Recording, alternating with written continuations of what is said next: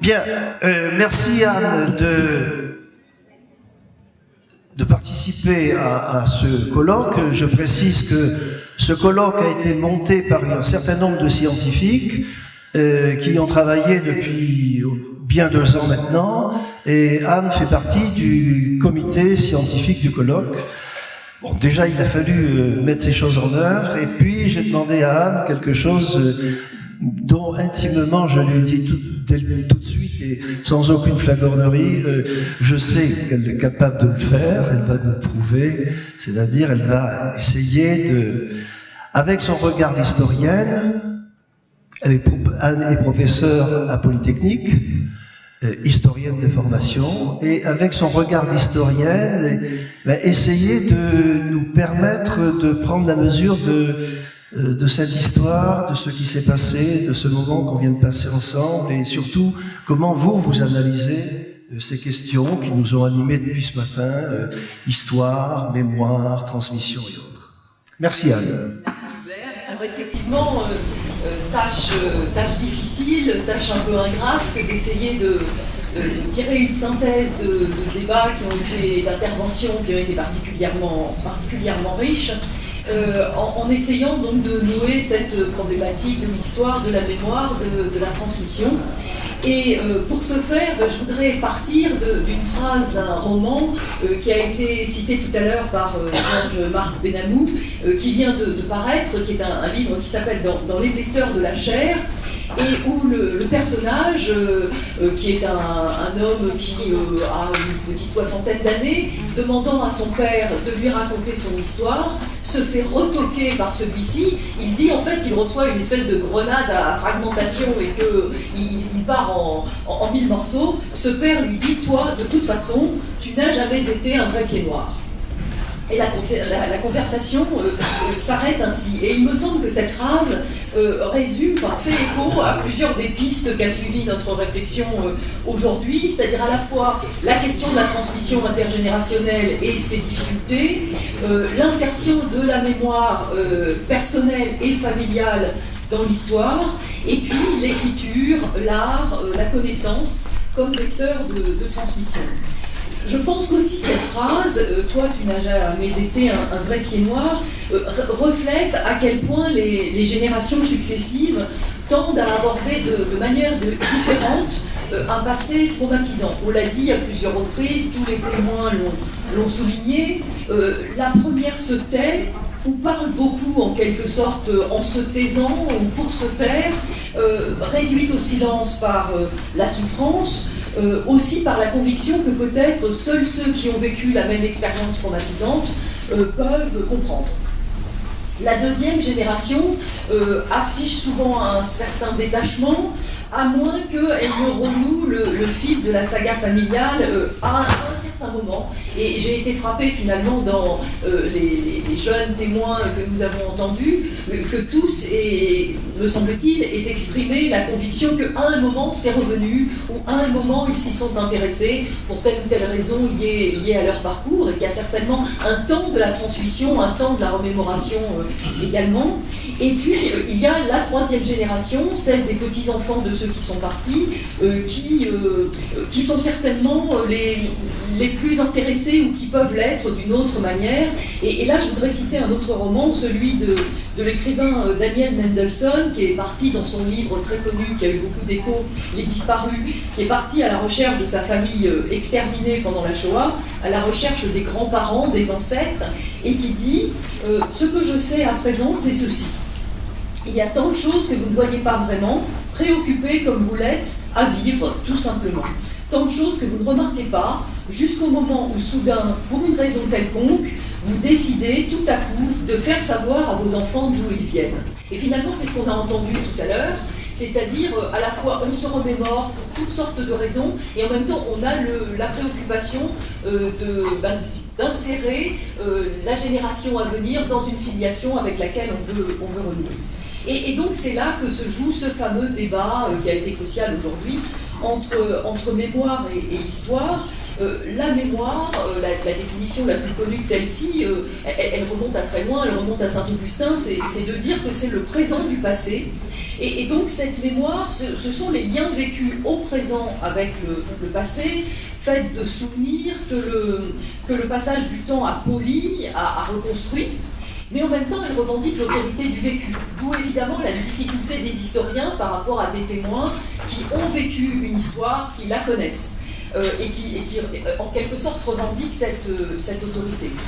Cette mémoire, elle est individuelle, elle est communautaire. On a dit qu'elle était le fondement, le socle d'une mémoire collective quand un groupe prend conscience de lui-même, sans doute en l'occurrence là, en 1962.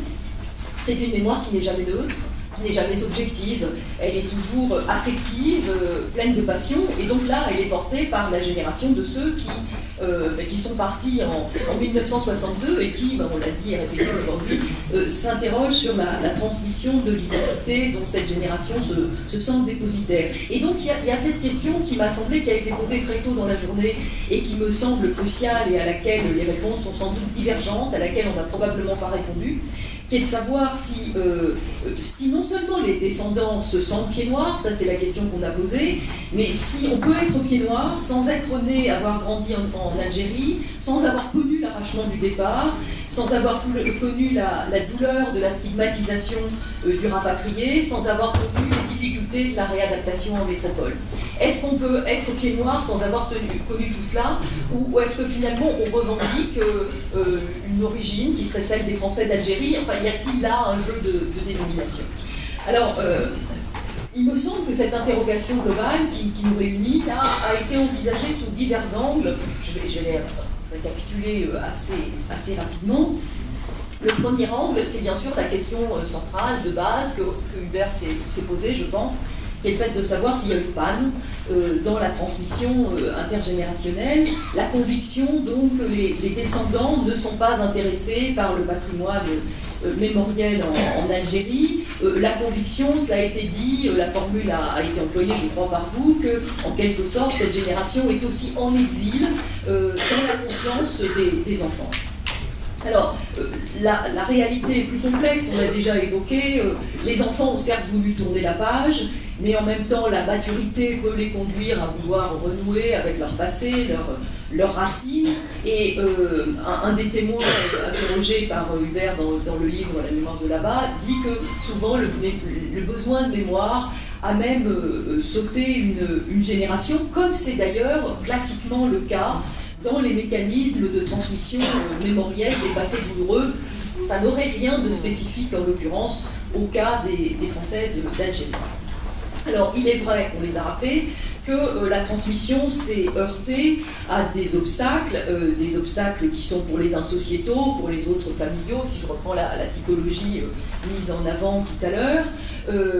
À la fois sans doute un contexte englobant de difficultés de la transmission en général, de difficultés de la transmission verticale sous toutes ses formes, qu'elle soit de la transmission d'un passé que de la transmission tout court, les préjugés toujours prégnants dans les médias et dans l'opinion générale qui tendent à confondre le pied noir et le système colonial, et ce regard stigmatisant, on l'a dit, peut entraîner une certaine prise de distance des descendants avec un passé qui de ce fait est taxé d'illégitimité par une sorte d'ombre portée de la colonisation.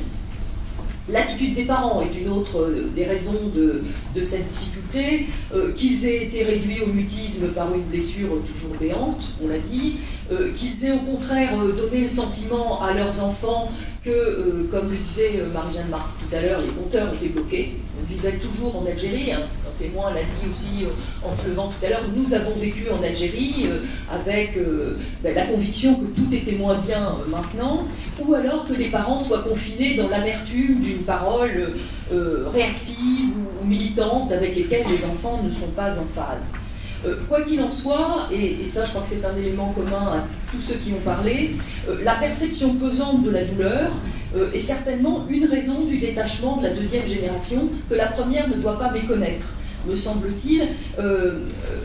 Prendre de la distance pour la deuxième génération, c'est une manière de forcer les parents à vivre aujourd'hui et ici, avec nous. Et donc c'est aussi une manière pour la deuxième génération d'échapper au contre-coup de 1962 sur les enfants, c'est-à-dire un sentiment diffus de précarité, de vulnérabilité, voire de tristesse d'un passé avec lequel les parents ont rompu et qui est douloureux également pour les descendants sans qu'ils ne le disent pas. Pardon.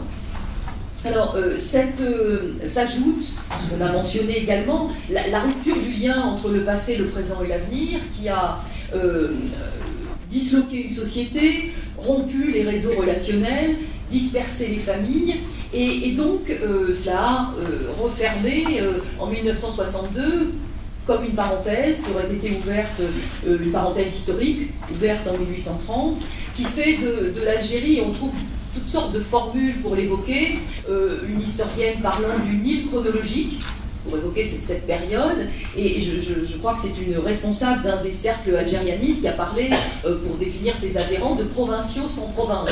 En quelque sorte, c'est la même idée, c'est-à-dire une Atlantide, disait Gilles Pérez, finalement une mémoire sans sol pour s'ancrer.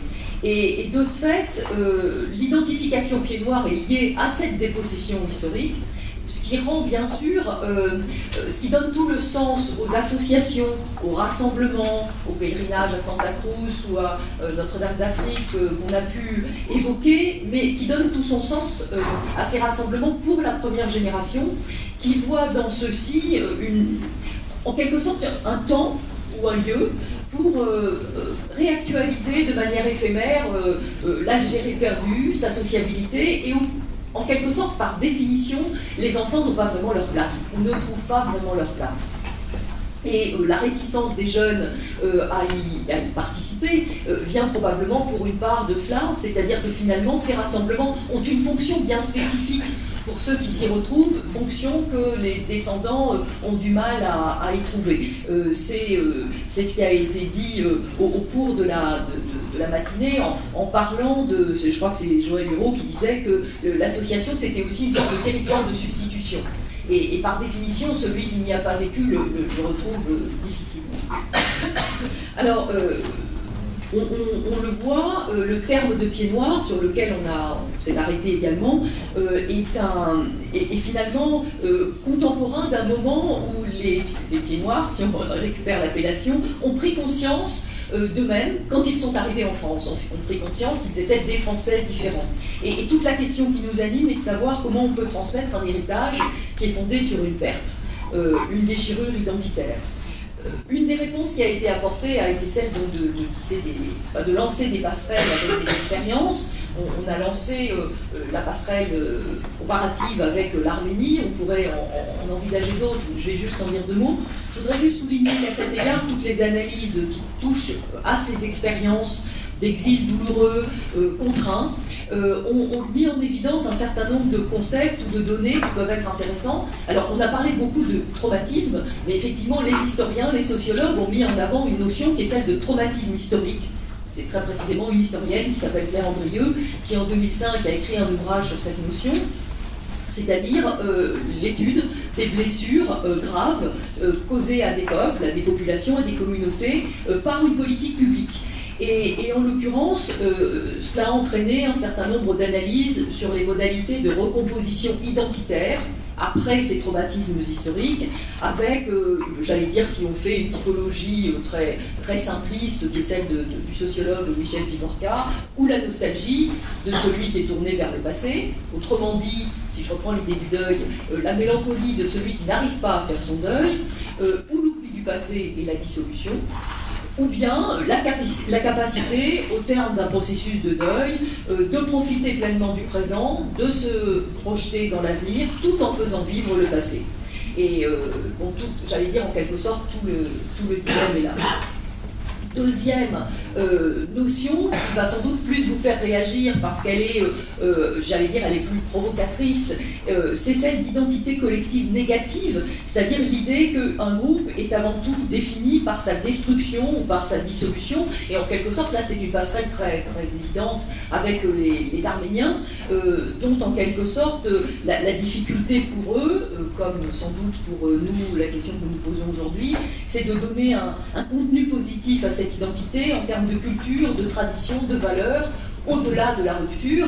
Et bon, il est clair, par exemple, que pour les Arméniens, maintenant que dans le cadre européen ou dans le cadre français et celui d'autres pays, hormis la Turquie, évidemment fondamentale, mais ils ont obtenu la reconnaissance du génocide, la question est de savoir comment ils peuvent maintenir leur capacité de mobilisation au-delà de la satisfaction, même imparfaite, même tout à fait insuffisante, de la revendication essentielle, au moins dans l'endroit où ils vivent.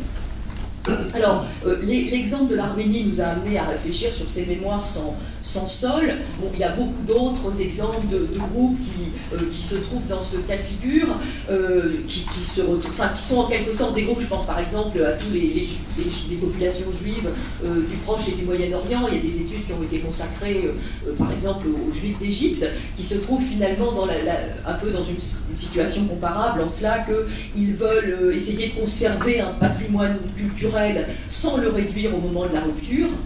Et puis, il y a d'autres groupes, et alors pour avoir travaillé sur eux, j'avoue que j'ai pensé assez naturellement à établir la comparaison, qui sont également porteurs d'une mémoire empruntée à leurs ancêtres.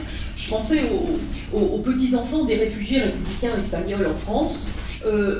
J'y pensais parce qu'ils ont en quelque sorte procédé un peu de la même manière que nous le disait notre collègue ce matin, c'est-à-dire que comme les Arméniens, ils se sont lancés dans des pèlerinages pour reprendre en quelque sorte la mémoire de leurs ancêtres. Mais alors c'est pas possible de faire une mémoire de réfugiés républicains puisque l'Espagne est autre chose. Donc ce qu'ils ont fait, c'est qu'ils font des pèlerinages, des lieux de mémoire à la frontière, c'est-à-dire au passage, en quelque sorte pour évoquer justement la rupture.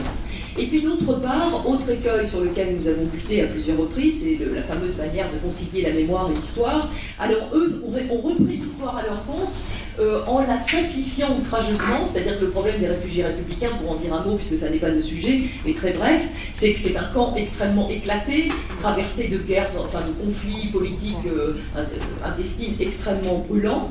Et donc pour essayer en quelque sorte de se transformer en communauté, ce qu'ils ont fait, c'est qu'ils ont extrêmement simplifié leur histoire, en gommant ces différences et en ramenant l'histoire à quelques grandes dates, 1931, 1936, 1939. Alors, ça me sert de transition parce que la deuxième question à laquelle nous pouvons nous intéresser, nous nous sommes intéressés, c'est de savoir ce qu'il est possible de transmettre. Et finalement, est-ce que l'Algérie est une mémoire close ou comment les jeunes générations peuvent en faire un fondement de leur identité? Et je voudrais juste brièvement en revenir à l'histoire, à la fois parce qu'évidemment je suis historienne et que ça me tient à cœur, et que par ailleurs, il me semble qu'à l'inverse peut-être des républicains, un des enjeux pour les plus jeunes générations, c'est de se réconcilier, justement, d'essayer de réconcilier, de rapprocher les mémoires et l'histoire. Tout le monde en a parlé aujourd'hui, soit de l'envie d'en savoir plus, soit de la nécessité, disaient les écrivains, de mettre de l'histoire autour de parcours familiaux, soit de comprendre, soit d'expliquer. J'ai noté un peu les mots et c'est véritablement revenu de manière récurrente. Et il me semble que les jeunes générations ont le défi de réinsérer le patrimoine mémoriel de leur famille dans l'histoire, tout en l'interrogeant, tout en le confrontant aux interrogations des historiens, pour le faire vivre et pour se l'approprier. Alors, il est vrai que la production historiographique sur l'Algérie n'a pas toujours brillé par sa partialité, j'en conviens, par son impartialité, je voulais dire, et que si l'histoire est une science de l'activité humaine saisie dans le passé, on peut percevoir la production historiographique en fonction d'un certain nombre de moments selon lesquels elle s'est construite. Alors, il y a eu un premier moment qu'il faut se rappeler, malgré tout, qui est le temps de l'histoire coloniale, où une histoire coloniale officielle, s'est développée sous la Troisième République à des fins de légitimation et qui ont relu le passé précolonial pour faire en quelque sorte de la conquête française un aboutissement logique, qui ont valorisé la mise en valeur, qui ont exalté les conquérants, etc. Et les historiens de l'université d'Alger, par exemple, ont beaucoup participé à cette construction historique qui est également une histoire engagée.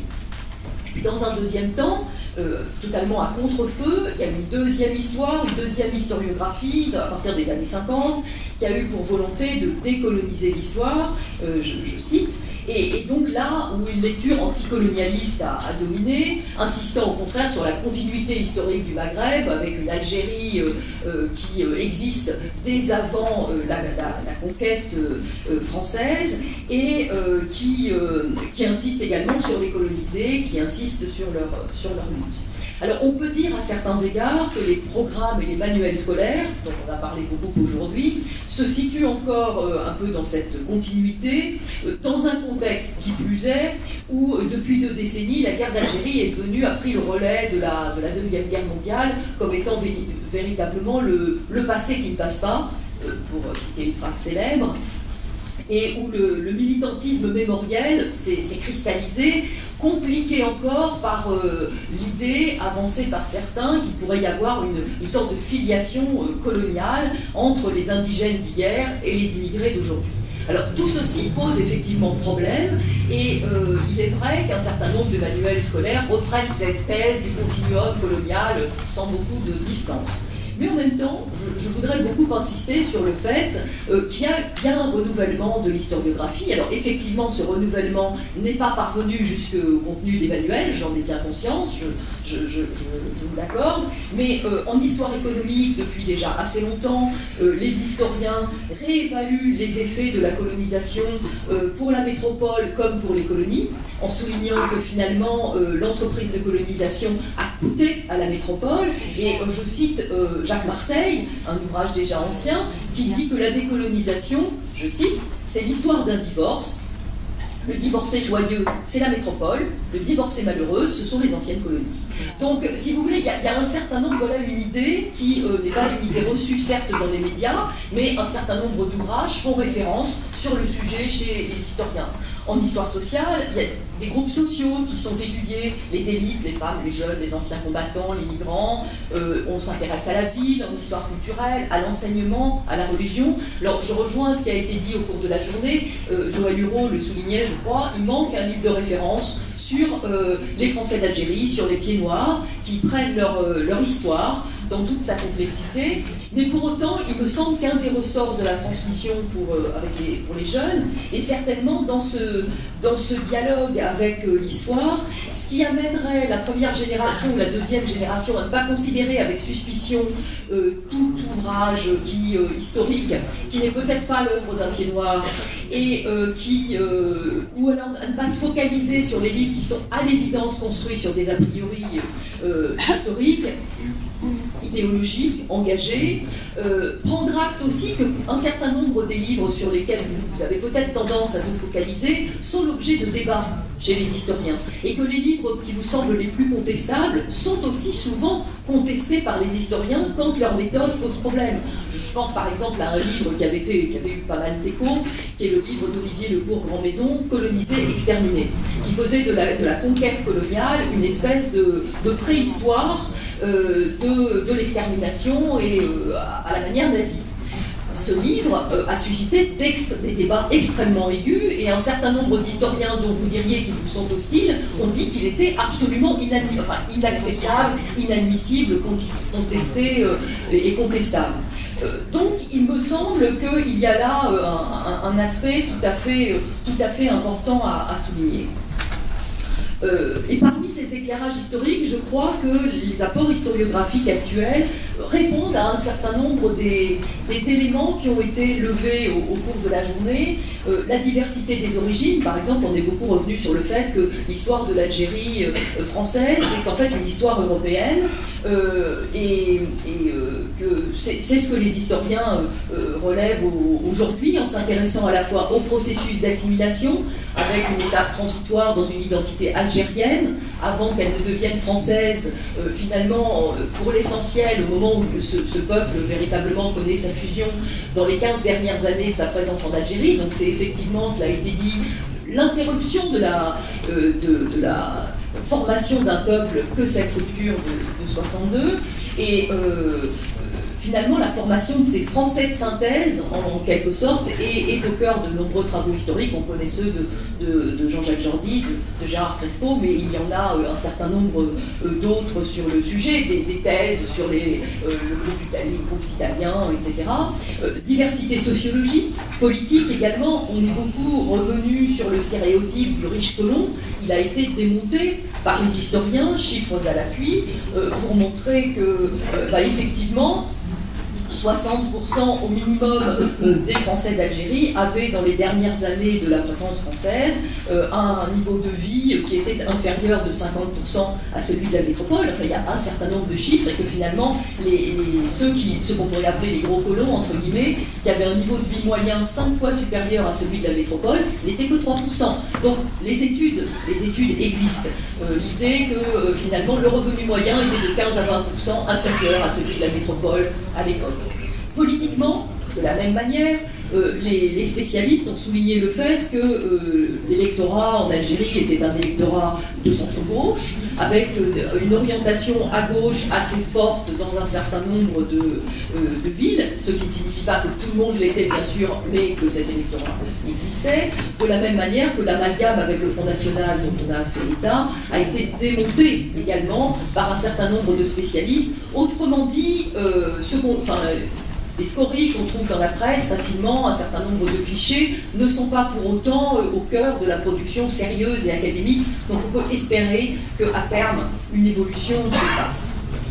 Ce qui peut être transmis également, bien sûr, c'est un récit, mais là, cela a été beaucoup évoqué, des récits de filiation, qui raconte l'histoire de l'Algérie comme une double perte. Ça a été dit dans la dernière table ronde, le départ des ascendants vers l'Algérie, le départ des descendants de l'Algérie, avec ce débat sur la figure du pionnier, qui est effectivement un débat important, que certains considèrent comme une espèce de tradition mythologique, en quelque sorte, alors j'ajouterais juste à ce qu'a dit Joël Huro ce matin, le fait aussi que très rapidement la population en Algérie a été majoritairement citadine, et que donc, en quelque sorte, la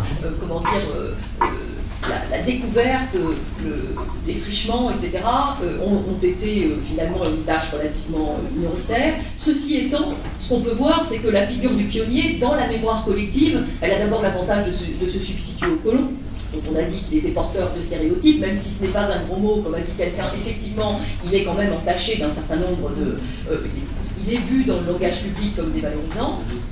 Et puis d'autre part, cette figure du pionnier, elle valorise ce que la mémoire collective veut mettre en avant, c'est-à-dire le défrichement, l'enracinement, et puis l'assimilation aussi à une terre, donc finalement cette mémoire que vous voulez porter se retrouve dans cette figure.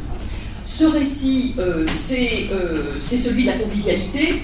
On l'a dit, les repas, la cuisine, les fêtes de famille. C'est aussi celui de la relation nouée avec les Français non-citoyens, les musulmans, avec certainement la nécessité pour les historiens de prendre acte de la trame quotidienne des relations interindividuelles, des relations professionnelles, et peut-être aussi la charge pour la mémoire de prendre acte de l'inégalité statutaire entre les uns et les autres.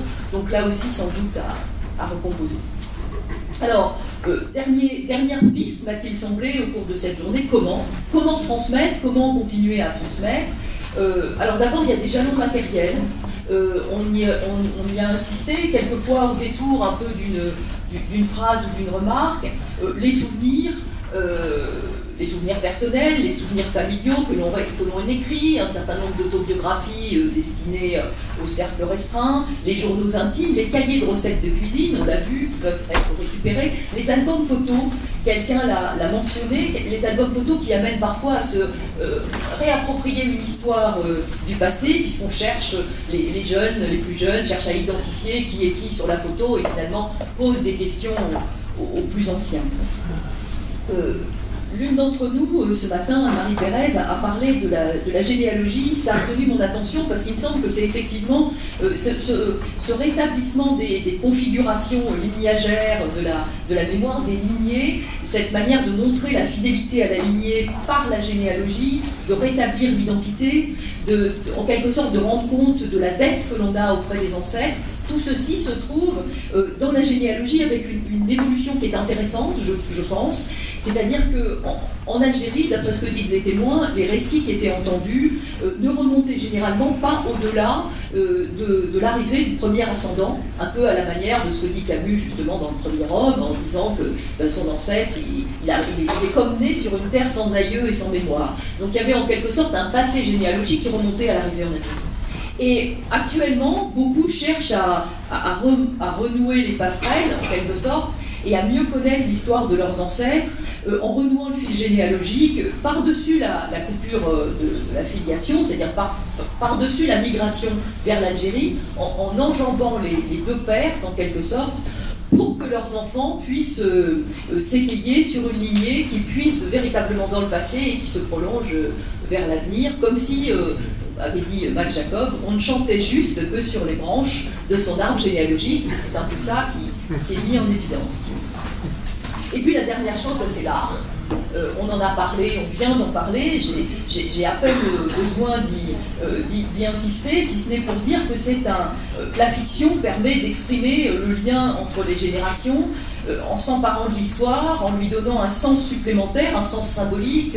L'une parlait tout à l'heure de la maternité, l'autre l'idée du brassage et du fait que tous étaient enfants d'une même terre. La fiction a aussi l'avantage, je pense, pour les jeunes, les plus jeunes, de rompre l'illusion de la conformité du souvenir au passé, dont on sait qu'il est bien plus complexe, tout en évitant l'affrontement des mémoires, puisque finalement, dans une fiction, on peut faire intervenir une situation relativement complexe. Elle exprime aussi la souffrance des parents en restant à distance tout en prenant une part, et elle rend la parole aux parents. C'est ce qui était dit tout à l'heure en parlant d'une souffrance qui traverse, et on pourrait remarquer que depuis quelques années, il y a un certain nombre de romans qui ont marqué, qui ne sont pas des romans dits pieds noirs, mais qui finalement parlent de récits, de familles, sont des fictions fondées sur une biographie personnelle ou la biographie des parents, qui rendent compte de cette histoire d'une manière dépassionnée et qui est certainement le meilleur moyen de répondre aux défis qui étaient posés, je crois, par vous à la fin de la dernière table ronde, c'est-à-dire de faire connaître au-delà du seul cercle des pieds noirs également. Je vous remercie.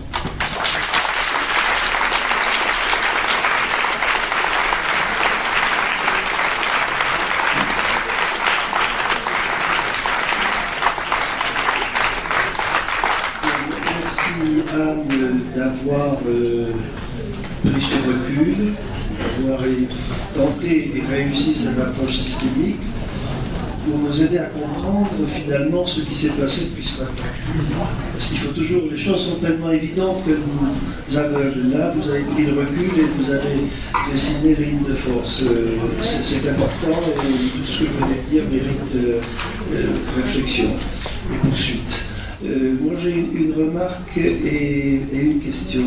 La première remarque, je voudrais souligner quelque chose que vous avez dit.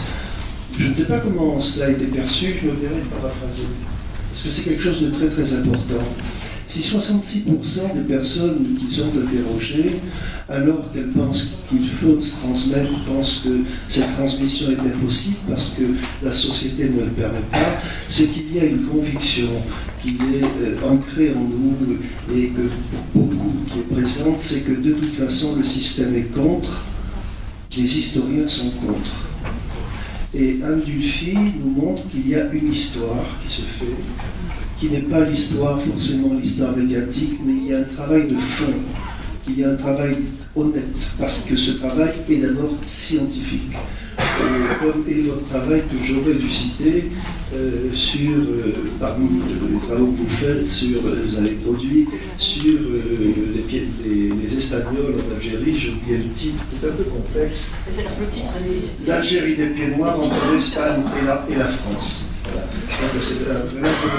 Alors, ça c'est une première remarque. Il faut que chacun d'entre nous partent de là en étant un peu apaisés et en se disant que les scientifiques qui nous permettent de prendre le recul, qu'ils soient pieds noirs ou pas pieds noirs, et là vraiment peu importe, certains diront que c'est encore mieux s'ils ne le sont pas, pour avoir tout le recul, bien, font leur travail et que les choses avancent, que tout n'est pas perdu et que tout peut se construire parce que tout est en train de se construire. La deuxième question, c'est une question que je pose à l'historienne, pas du tout dans une perspective polémique, même si c'est une question qui est polémique. L'histoire fonctionne à partir de grands événements qui sont datés dans le temps, dont on essaye de comprendre les mécanismes à partir des enquêtes que l'on fait, et on met en correspondance ces événements pour comprendre les dynamiques historiques. Dans notre dynamique historique, il manque quelque chose qui est important, c'est que rien ne vient dater cette histoire d'Algérie, puisqu'il n'y a pas eu de consensus. Il y a bien eu une indépendance de l'Algérie qui est le 5 juillet et qui est dans l'histoire algérienne. Mais nous, on n'a jamais pu trouver une date qui permet de commémorer. Martine Ovanessian nous a dit à quel point la commémoration est importante, avec ses risques aussi. Alors, le regard de l'historienne par rapport à ce moment que l'on n'a pas trouvé, qu'est-ce que ça signifie de votre point de vue, mais vraiment en dehors de toute question politique. Alors, je pense que d'abord ça évoque le premier écueil peut-être pour lequel l'histoire de l'Algérie est à la fois mal connue, très mal comprise, c'est justement qu'à l'heure actuelle, elle n'est vue que sous cet angle, c'est-à-dire sous l'angle de la guerre des mémoires. Et quelqu'un parlait tout à l'heure des manuels scolaires du fils, que ce soit en seconde ou en terminale. Le programme de terminale sur l'Algérie, c'est ça. C'est la guerre des mémoires, exclusivement cela. C'est-à-dire qu'il y a une sorte de tronçonnage avec les différentes mémoires respectives, et comme pour montrer que finalement il est impossible qu'elles s'accordent et pour en faire une sorte de point de cristallisation. Alors je crois qu'effectivement, on connaît le débat à propos de la date du 19 mars. La réponse qui a été trouvée dans un premier temps, qui était la réponse d'une date en décembre, se voulait une sorte de 5 décembre si je ne m'abuse, se voulait à la fois une réponse qui bottait en touche, si j'ose dire, mais qui bottait tellement en touche que finalement elle ne correspond à rien. Donc en fait, ça n'est pas une date commémorative, parce qu'une date commémorative doit ancrer quelque chose, elle doit correspondre pour que ça porte, qu'elle ait un sens pour ceux qui commémorent. Donc là, personne n'ayant réussi à vraiment savoir pourquoi on avait choisi cette date, justement, c'était qu'elle était très loin de... Oui, c'est ça, c'est bon. Et je pense que par ailleurs, ce débat autour des dates, compte tenu du fait qu'un certain nombre, un des écueils à la transmission, c'est aussi l'absence de reconnaissance des moments forts de la souffrance des pieds noirs à l'issue de la guerre, avec le 26 mars, le 5 juillet disparu. Ce débat sur la date rend compte, cristallise a fortiori le fait que cette souffrance est ignorée, puisque finalement le 19 mars laisse à penser que les choses se sont réglées. Donc j'allais dire qu'en tant qu'historienne, je ne peux que constater le fait qu'on est dans une espèce de, là pour le coup, j'allais dire un peu comme d'impasse, en cela qu'on n'a pas réussi à trouver un moment qui fasse... si ce n'est consensus, parce que c'est peut-être un peu illusoire, mais qui puisse en quelque sorte avoir un regard qui soit moins cristallisé. Merci. Alors, des questions. Alors, il y a des personnes qui ont déjà posé beaucoup de questions, puis il y a des mains qui se lèvent. Alors, donnez de préférence la parole aux personnes qui n'ont pas encore parlé, s'il vous plaît. Je vous remercie, madame, pour votre intervention. J'ai beaucoup apprécié, mais il y a quelque chose qui m'a interpellé. Vous avez fait un rapprochement entre les Arméniens et les pieds noirs. Et moi, je suis d'accord en partie sur ce que vous avez dit, mais la grosse différence entre les Arméniens et les pieds noirs, et même les républicains espagnols, c'est qu'un Arménien n'a pas la possibilité de retourner en Arménie. Un républicain espagnol, un descendant républicain espagnol, a la possibilité de retourner en Espagne, mais le pied noir n'a jamais la possibilité maintenant de retourner en Algérie. pour y vivre, je veux dire. Pas pour rapprocher le monde. Voilà, c'était top.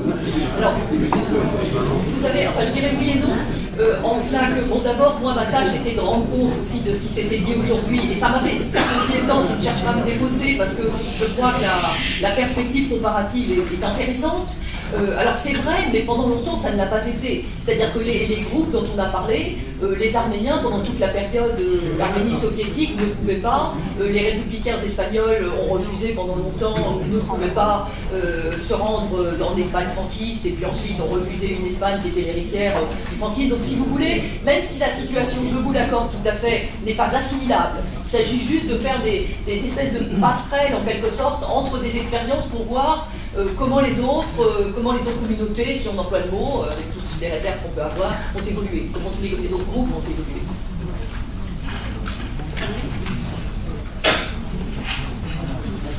D'autres questions? Alors, on cherche une date qui puisse faire consensus sur la commémoration de quoi. Et s'il y en a une à laquelle je pense, c'est le 5 juillet. On pourrait avoir une journée commémorative des événements à Oran le 5 juillet.